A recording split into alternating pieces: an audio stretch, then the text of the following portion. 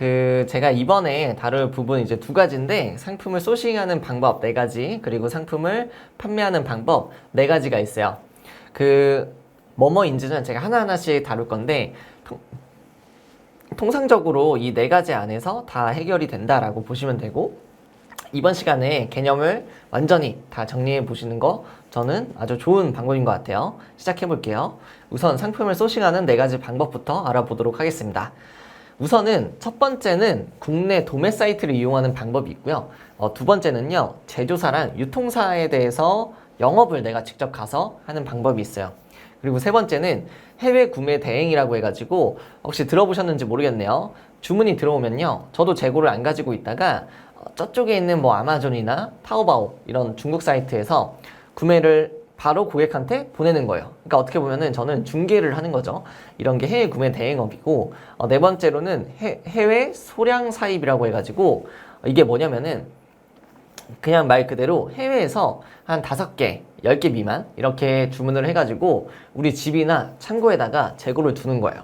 그래가지고 주문이 들어오면 거기서 이제 포장해가지고 보내는 거죠. 우체국 택배나 편의점 그렇게 많이 보내십니다. 자, 첫 번째로 국내 도매 사이트에 대해서 한번 알아볼게요.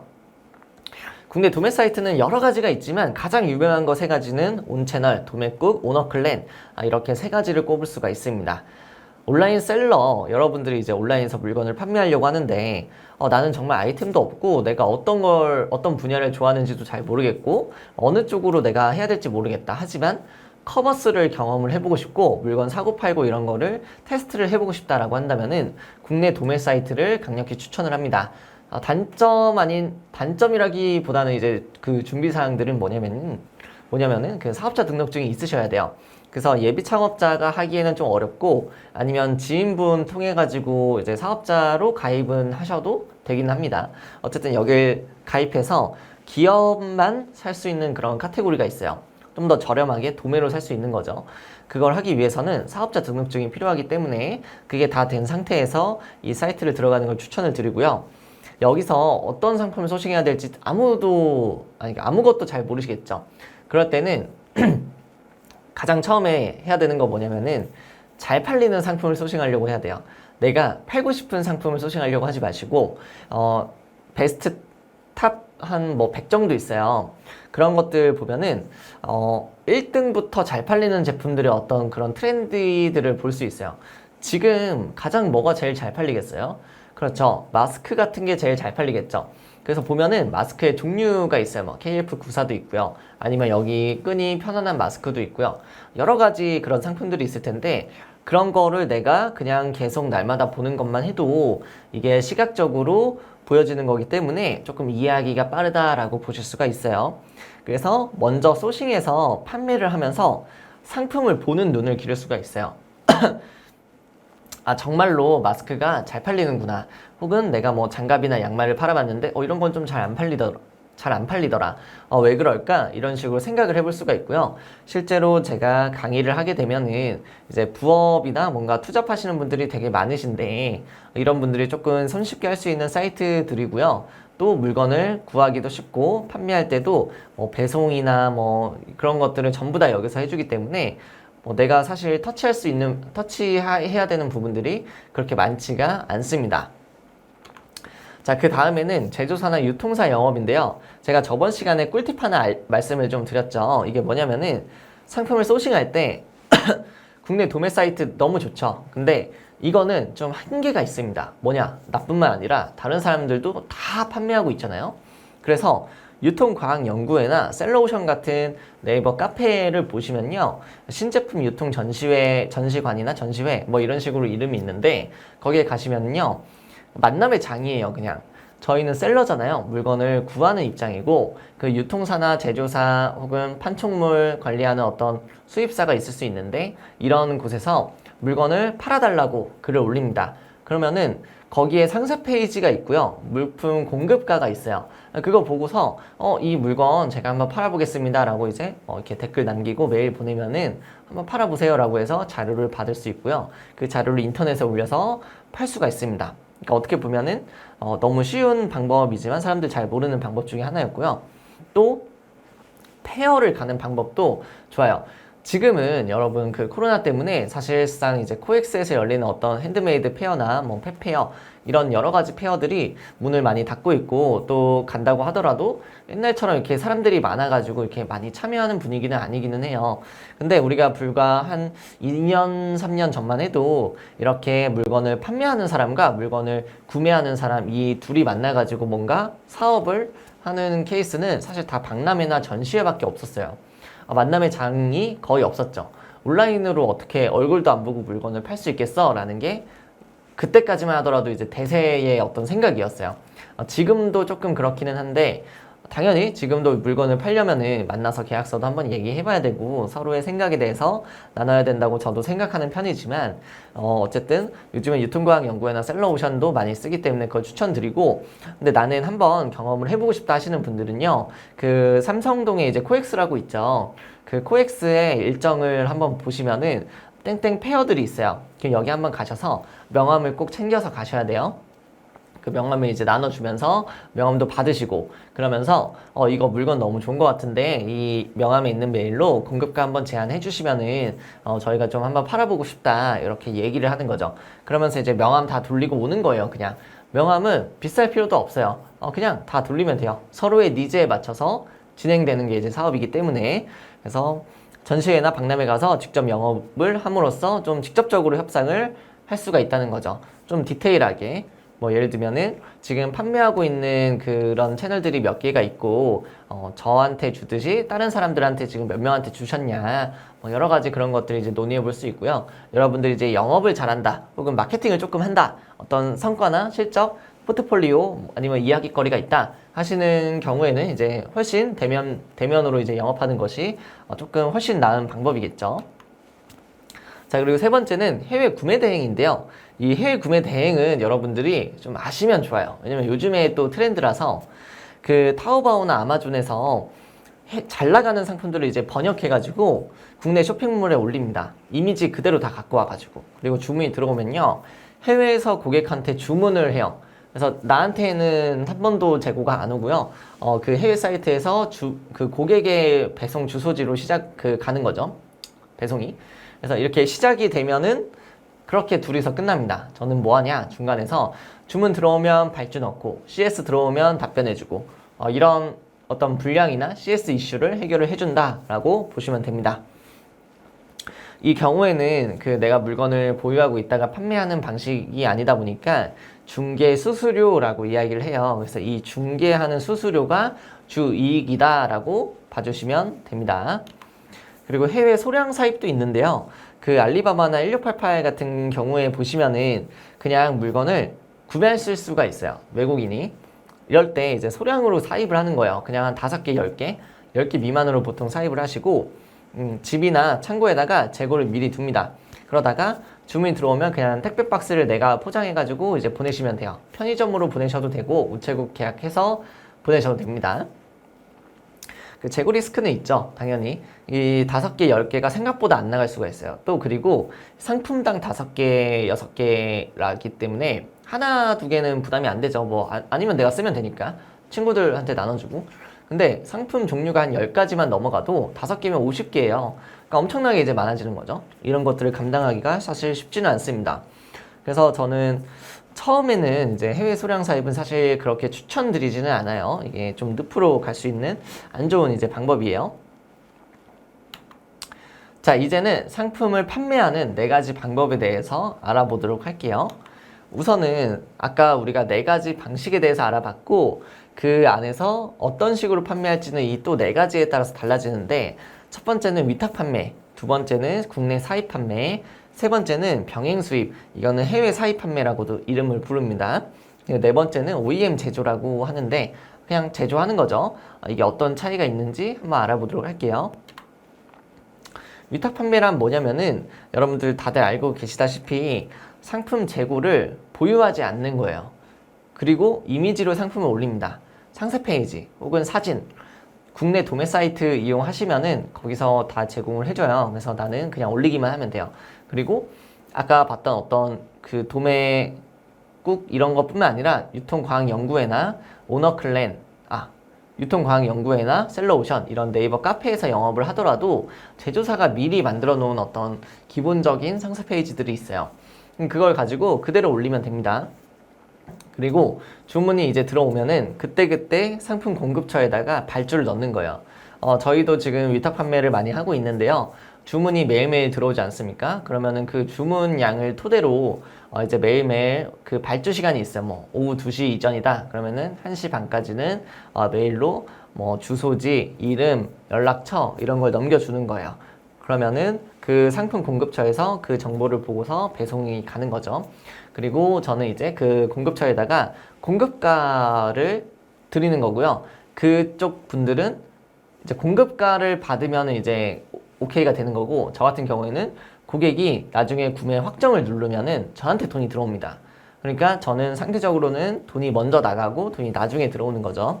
이런 어떤 특장점은 있어요. 그래서 장점을 좀 정리를 하자면은 리스크가 굉장히 적습니다. 왜냐? 주문이 들어왔을 때 내가 돈을 내니까. 그리고 이 고객은 무조건 나한테 돈을 주게 되어 있으니까 좀 시기적으로 문제는 있겠지만, 그리고 노동력이 적어요.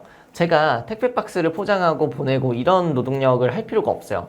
그래서 제조사에서 다 해주기 때문에 너무 좋고, 상품 수요 테스트용으로 적합하다. 재고를 두지 않기 때문에 그냥 이미지만 계속 쭈루루루 올리고 홍보를 한 다음에 주문이 들어오면 그때그때 발주를 넣고, 그러다가 잘 되면은 그때 가서 소량으로 사입을 하는 거죠. 그러니까 아주 좋은 방식이고, 단점은 뭐냐면은 마진이 낮아요.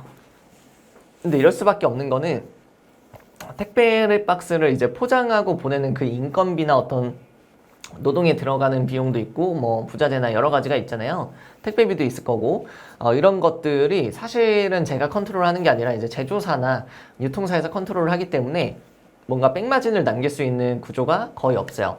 근데 여러분들이 만약에 의류 같은 걸 했는데 이제 대박이 나가지고 많이 팔게 되면은 이 백마진이라고 해가지고 택배 박스가 이제 만약에 4,000원, 3,000원인데 나는 이제 배송량이 많아서 2,500원에 해주면 500원씩 이득이거든요. 그리고 또 마찬가지로 뭐 할인을 받고 뭐 하고 이러면은 부자재도 계속 마진이 남아요. 많이 구매할수록. 그러니까 이럴 수 있는 부분들이 없다라는 거. 그리고 경쟁력이 낮다는 건 뭐냐면은 이게 아무래도 이제 시장 진입 장벽이 낮다 보니까 나뿐만 아니라 다른 사람들도 다 같이 팔아요. 그러니까 내가 뛰어난 어떤 포인트를 하기 위해서는 좀 내가 별도로 물건을 사가지고 상세 페이지를 만든다든지 이미지를 촬영을 한다든지 그런 노력들이 필요한 거죠.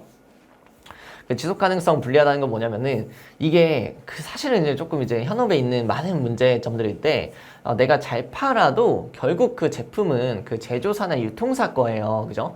그러니까 이 제조사나 유통사가 내가 잘 파니까 갑자기 저랑 거래처를 끊고 저랑 이제 거래를 끊고 본인이 이제 팔겠다라고 나오는 경우가 실제로 비일비재합니다.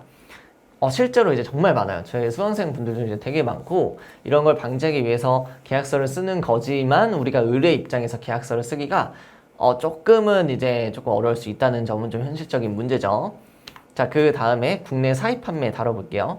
상품을 미리 구매하고 국내에 이제 재고를 쌓아두고 판매하는 일반적인 방식이에요. 여러분이 도매 사이트든 아니면 뭐 오프라인 영업이든 10개나 20개 이렇게 사면은 되게 저렴하게 구매를 하실 수 있거든요.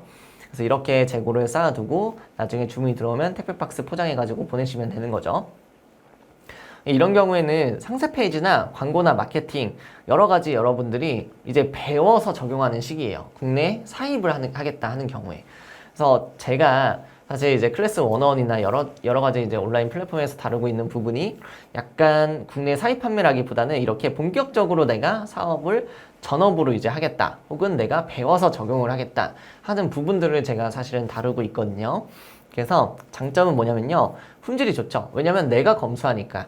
그리고 패키징이나 커스터마이징이 가능합니다. 지금은 여러분들 좀 잘 모르시겠지만요, 나중에 가시면은 택배 박스도 바꿔야 돼요. 왜냐면 그래야 내가 이제 네이밍을 짓고 그걸 상표 등록을 하고 그걸로 택배 박스를 바꿔야 되고요. 그걸로 가야만 사람들이 봤을 때 이 제조사에서 가는 제품하고 제가 가는 제품하고 다르다고 느껴요. 그러니까 이게 마케팅의 어떤 관점이죠. 가치를 더 줘야 되는 거죠. 그리고 단점은 뭐냐면요, 재고 부담이죠. 아무래도 재고 부담이 사실은 제일 크죠.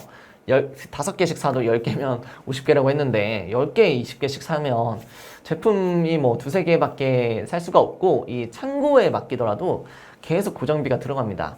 그러니까 이런 문제점이 현실적인 문제고요. 자금이 필요하죠. 왜냐면은 사입이라는 거는 결국에 재고가 떨어질 때쯤에 사는 거예요. 그러니까 내가 물건이 다 팔리기도 전에 돈은 미리 들어가 있어야 되는 거예요. 그러니까 굉장히 좀 리스크가 좀 있지 않겠습니까? 잘 팔리면 잘 팔릴수록 자금이 더 필요하다라는 부분이 조금 단점일 수 있어요. 그 병행 수입, 이제 해외 사입 판매라고 하는데 이건 뭐냐면은 아까 전에 제가 알리바바는 1688에서 그 구매할 수 있다고 했잖아요. 그러니까 그 모델이고 그게 이제 도매 사이트예요. 온라인에, 그러니까 중국의 도매 사이트라고 보시면 되고 이게 이제 좋은 판매자를 만나게 되면 이게 사실 가장 큰 단점이에요. 이것 빼고는 다 좋아요. 근데 장점은 일단 저렴한 원가, 그러니까 가격 경쟁력이 굉장히 높아요. 여러분들이 국내 도매 사이트 이용하시잖아요. 거기서 보는 제품들은 사실 거의 다 해외에서 대량으로 도매해서 해오는 분들이 가져오셔서 다시 국내 도매 사이트에다가 올렸을 확률이 거의 90% 이상입니다. 모든 이제 그 제품들이 모이는 곳이 이제 중국이기 때문에 거기가 가장 저렴하면서 가장 퀄리티 컨트롤이 어려운 곳이에요. 단점이 그래서 번역을 내가 조금 해야 되는 부분도 있고요. 좀 귀찮죠? 그 MOQ를 맞춰야 된다는 거. 그냥 평범하게 여러분들이 뭐 1688이나 이런 데서 어떤 머리핀을 하나 구매를 하려고 보면은 0개, 그러니까 1개에서 100개까지는 가격이 같을 거고요. 1000개부터 조금씩 내려가다가 10,000개부터 갑자기 확 낮아져요. 거의 뭐 100원도 안 하는 수준으로 떨어져요. 그렇기 때문에 MOQ가 높으면 높을수록 좋아요. 그리고 품질 이슈가 있습니다. 10,000개가 오면요, 품질이 균일이 할까요? 여러분들 생각보다 품질이 엉망진창입니다. 그래서 10개 중에 한 3개는 못 쓸 수도 있어요, 실제로. 이건 전자기기든 뭐든 다 마찬가지예요. 상대적으로 조금 아날로그한 제품들은 조금 괜찮은데 전자기기 같은 경우에는 불량률이 정말 10% 이상은 기본이다라고 보시면 돼요. 그래서 이런 것들을 이제 컨트롤하는 방법들이 이제 심화 강의들에는 있지만 지금 시작하는 초보 셀러들은 조금 어렵다라는 부분이 현실적인 부분이에요.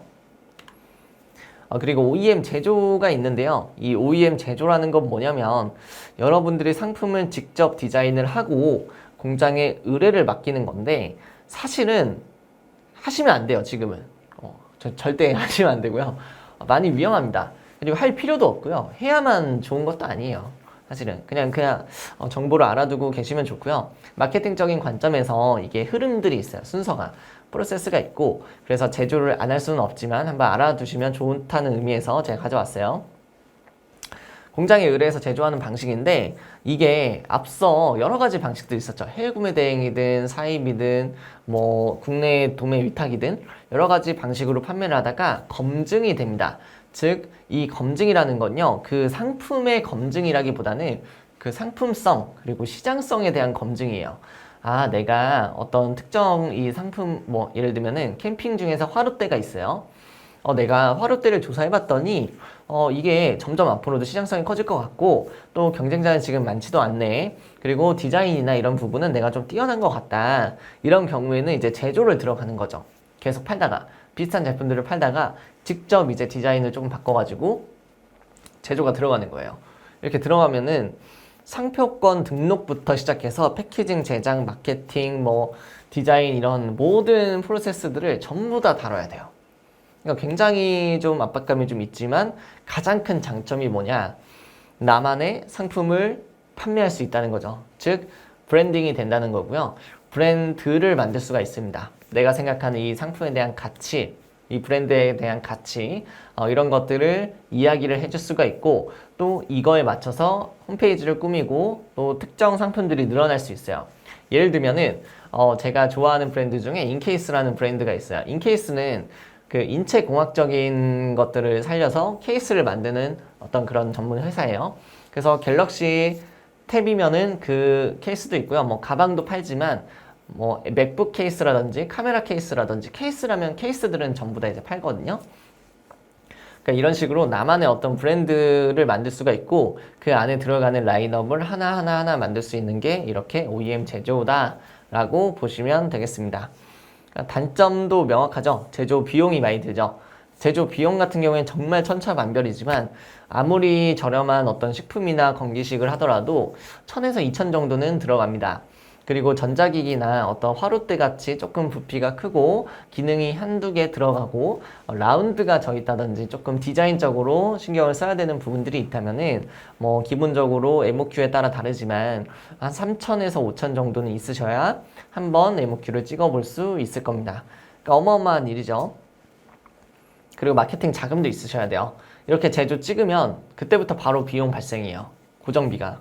왜냐면 그 창고에 맡기면 창고 비용도 있고요. 제조하는 회사에 제조 비용도 이제 들어갔죠. 그러니까 이미 투자금은 다 미리 넣은 거예요. 그러니까 시작하자마자 마케팅을 해서 많이 팔아야 되는 그런 구조고, MOQ가 정말 천차만별인데 국내에다가 하는 경우에는 이제 비싸지만 그래도 100개 미만을 찍을 수 있는데, 중국 공장 같은 경우에는 여러분들이 만약에 의류를 판매한다? 그러면은 정말 최소가 만장일 거예요. 만장. 근데 이제 만장을 소화할 수 있는 쇼핑몰이 국내에 사실 그렇게 많지는 않아요. 그래서 조금 이런 부분은 그 내가 중국에 아는 사람이 있는지 업력이 좀 있는지 이런 거에 따라서 천차만별이다라고 할 수가 있겠습니다. 자, 그리고 여러분들이 아셔야 될 거 제가 2가지만 정리하고 이제 끝내도록 할게요. 우선은 제가 앞에서 얘기했던 것들 조금 정리를 해보자면요, 상품 소싱 마케팅 전략을 한번 볼게요. 가장 리스크가 적은 건 뭐라고 했죠? 국내 도매 사이트에서 위탁 판매하는 방식이에요. 이 판매 방식과 소싱하는 곳이 지금 구분을 해야 돼요. 국내 도매 사이트가 위탁 판매로 많이 하고 있기는 하지만 그것만이 정답은 아니에요. 국내 도매 사이트에서 내가 소량으로 사입을 할 수도 있어요. 근데 그 중에서 제가 고르는 추천하는 방식은 국내 도매 사이트에서 위탁 판매 방식이고요. 이게 조금 익숙해지면요, 소량 사입을 해보세요. 국내 도매 사이트에서. 그리고 2번째, 영업에 내가 자신이 있다. 그러면 유통카페를 들어가셔서 제가 알려드렸던 유통카페 있죠? 거기다가 이제 댓글 남기고 메일 남기고 이제 소통하고 뭐 전화 가능하시냐 이렇게 해가지고 영업을 바로 하시면 돼요. 그리고 오프라인 모임도 있다면 전 오프라인 모임 너무 추천을 드려요. 지금 코로나라 어쩔 수 없지만 삼성동의 코엑스가 원래는 만남의 장이었습니다. 지금도 그래도 열긴 열 거예요. 그런데 가셔서 명함 나눠주고 이야기하시면 너무 좋을 것 같아요. 그리고 영업에 자신이 없다라고 하신다면은 해외 구매 대행 한번 검색을 해보시고요. 그리고 소량 사입도 고려해 볼 수 있을 것 같아요. 알리바바나 1688 그 사이트에서 결국에는 해외 구매 대행이든 소량 사입이든 똑같아요. 프로세스가. 그냥 재고를 우리 집에다가 두느냐 안 두느냐 그 차이만 있거든요. 그래서 내가 영업에 자신이 없다면은 좀 서치하고 검색하고 이런 거에 좀 특화가 있다. 그러면 해외 구매 대행이나 소량 사입을 추천해 드립니다. 그리고 이제 4번째로 상품을 이제 업로드하면서 여러분들 무엇을 배우셔야 되느냐? 스마트 스토어랑 오픈마켓에 대해서 배우시면 됩니다. 제가 이전 강의, 지금까지 다뤘던 강의들을 보면요, 오픈마켓에 대한 특징들이 있고 그 타깃들이 어디에서 지금 활동을 하고 있고 사람들이 어떤 측면에서 좋아하고 있는지를 제가 다룬다고 했죠. 다뤄드렸죠. 그래서 여러분들이 상품을 소싱하기 전에 인플루언서들, 그 해당 분야에서 파급력이 큰 사람들을 조금 팔로우를 할 필요가 있고, 거기서 조금 이렇게 검색을 하신 다음에 그 사람들이 이제 조금 뭐 이렇게 홍보하는 제품이 있으면 그런 조금 비슷한 벤치마킹해서 조금 쓸만한 제품들을 가져오셔서 소싱하는 것이 안정적인 방식이죠. 자, 그리고 잘 팔리면 또 잘 팔리는 대로 전략을 또 세워야 돼요. 점차 알려지지 않은 곳으로 가셔야 돼요. 국내 도매 사이트 뭐죠? 누구나 다 판매할 수 있는 공간이죠. 그러니까 이제 국내 도매 사이트에서 내가 조금 더 나아갈 수 있는 방법은 뭐냐? 그 안에서 상품을 독점하는 방법이에요. 그 상품은 나만 판다. 이 다음은 뭐예요? 그 사이트가 아니라 유통카페나 오프라인 모임에서 만난 사람 거를 이제 판매하는 거예요. 그러면 그 사람은 이제 상대적으로 나 말고도 이제 몇 명한테 팔기는 팔겠지만 그래도 상대적으로 많지 않을 거잖아요. 그러니까 저 같은 이제 사람들이 조금 더 잘 팔 수가 있는 환경이 되는 거죠. 그리고 이제 마지막으로 6번째, 초보셀러가 소싱할 때 알아두면 좋은 점들인데, 여러분들이 어떤 상품을 지금 소싱하는지 저는 이제 잘 모르지만 일단 의류나 화장품은 과포화 상태다라는 것은 알고 계시면 좋을 것 같아요. 이건 어디서 알 수 있냐면 아이템 스카우트라는 이제 사이트에서 검색을 직접 해보시면 돼요. 거기다가 그냥 내가 이제 좀 판매하려는 그런 제품의 어떤 키워드를 검색을 해보면은 경쟁 강도라고 나와요. 이 경쟁 강도는 뭐냐면 상품 수 대비해서 검색량이 얼마나 있는지를 보는 거예요. 그러니까 검색량이 낮은데 그 상품 수가 많다. 그러면 공급은 많고 수요가 적다는 뜻이잖아요. 그러니까 이거는 이제 물건이 잘 안 팔릴 가능성이 높다는 거고요. 반대로 상품 수는 적고 검색량은 많으면은 뭐예요? 공급이 적고 수요가 많다는 뜻이에요. 그죠? 그렇기 때문에 이런 제품들을 이제 키워드로 이제 검색을 해보면은, 왜냐면 네이버는 키워드로 판매하거든요. 그러니까 키워드로 검색을 해보면은 이 제품은 판매할 수 없겠다, 있겠다 이런 게 감이 오는데, 그게 과포화 상태냐 아니냐를 가르는 기준이다라고 보시면 됩니다. 실제로 제가 뒷고기를 판매할 때도 이제 검색을 해보면은 과포화 상태가 아니라 이제 아주 좋은 상태가 나왔었고, 그래서 그 상위 노출이 거의 일주일 안에 이제 3등까지 올라갔었어요. 그런 식으로 이제 트래픽을 모아야 돼요. 근데 이제 조금 과포화 상태인 곳들은 트래픽을 모으는 사람들이 너무 많고, 마케팅 대행사라든지 뭐 여러 가지 업체들을 껴서 이제 판매하기 때문에 개인의 힘으로 올라가기가 어렵습니다. 그런데 제가 그 얘기는 했죠. 의류나 이런 쪽은 사실상 오픈마켓이나 스마트 스토어로 판매하는 게 아니라 에이블리나 지그재그, 브랜디, 무신사 이런 어플에서 사람들이 많이 구매한다고 했잖아요. 그러니까 그런 곳들을 찾는 게 어떻게 보면 가장 조금 핵심이다 라고 할 수가 있겠죠. 화장품 마찬가지고요. 자, 그리고 두 번째로 블로그나 인스타 등등 SNS는 미리 키워두면 좋습니다.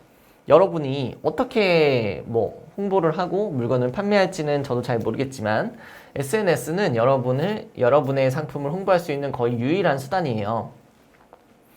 여러분이 사실 만약에 저한테 강의를 듣고 싶거나 컨설팅을 듣고 싶을 때 어떻게 하겠어요? 결국 소비자가 구매자에 대해서 관심이 있을 때, 혹은 브랜드에 대해서 관심이 있을 때 할 수 있는 방법은 SNS밖에 없어요. 뭐 오프라인 찾아올 것도 아니고. 그러니까 이런 것들은 미리미리 키워두시면 좋겠죠. 그리고 유통기한이 짧은 상품은 피하는 것이 좋습니다. 그 요거트나 이런 거 이제 하시는 분들 있어요. 요거트 정도 이제 그래도 조금 길이가 있을 수 있어요.